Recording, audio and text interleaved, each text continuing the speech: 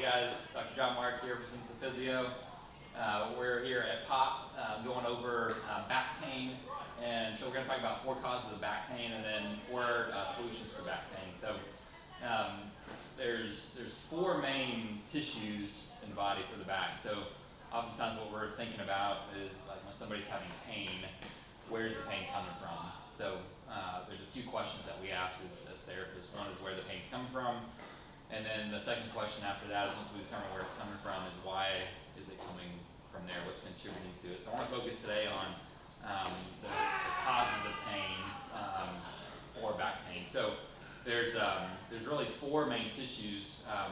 One is nerve-related or disc pain or nerve pain, which can lead to sciatica. I don't know if you ever have any pain down the leg. It's just in the back. Just the back. Okay. We're fine to talk to you. No. This last time we've been doing it, it was pretty casual. So, so just in the back. So I'm sure you've heard people, having some sort of sciatica. So sciatica is pain, it's nerve-related pain that starts here in the low back and then just goes down the leg, and it can be related to a disc, a lumbar disc. It can be pinching. Usually there has to be some sort of nerve involvement to get pain or numbness and tingling down into the leg. So that's either coming from like a pinched nerve, or if there's some sort of disc, bulging disc, herniated disc, ruptured disc, usually will have pain going down the leg. So that's nerves, disc type pain. So that's kind of 1 or 2 tissues in the body that can lead to back pain. Other one is muscular. So you think about like a muscle spasm, a pull, a strained muscle. Usually in the back it can be quite strong. Most people have had it before, where you're bending, you're twisting something, and then you just get this quick kind of seize up. Ever happened? Mm-hmm. Yeah. So usually something like that resolves pretty quickly.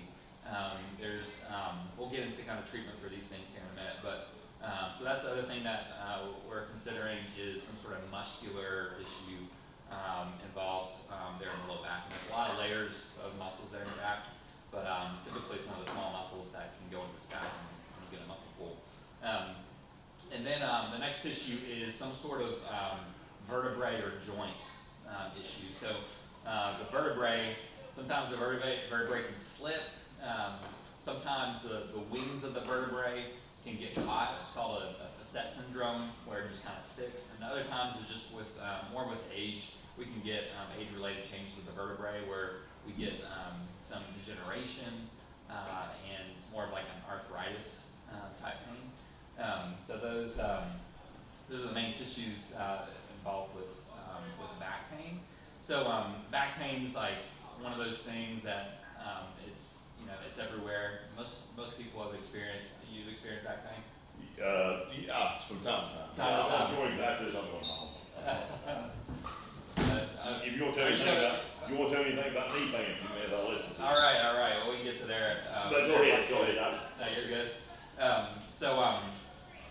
So there's been a lot of obviously research and money gone into figuring out back pain, and so they've developed guidelines, if you will, on like what is the best management for back pain. And there's not just one like management plan to fix back pain.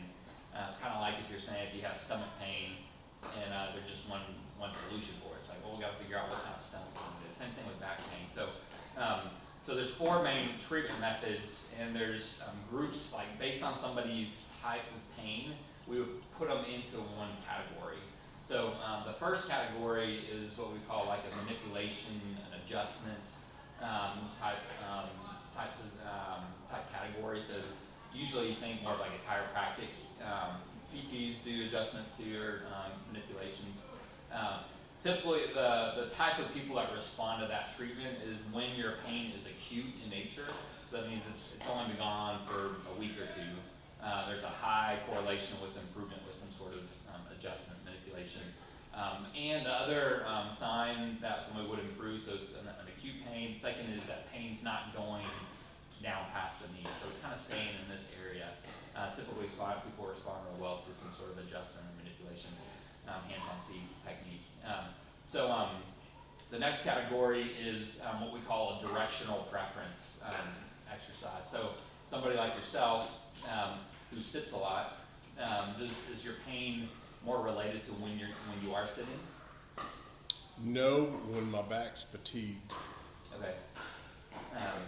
Fatigue. When does it get fatigued? Like if I've been playing pickleball Yeah. for a while, and Okay. then I go take a rest like this, and then I get up, It's not when you're playing. not when I'm playing. Yeah. After I'm done though, and I go to bend over, grab something, it's like, ooh, it wants to every now and then knot up. Yeah. Does it get fatigued at work? Yeah, if I've been standing all day or, yeah. Okay, so the second category is some sort of what we call a directional preference.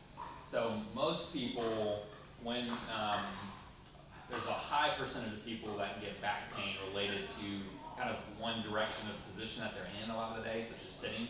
So, or you mentioned bending, like if you go to bend forward. So it's kind of similar to sitting, where your spine's in a more flexed position. And that's 99% of the population, they do a lot of sitting or a lot of bending, so we get a lot of this flexed movement. So that puts a strain on the low back when we're not getting other direction. So that second category we would look for is, do they respond to moving in some sort of direction? So for someone like yourself, what I would look for is like, okay, if we're doing a lot of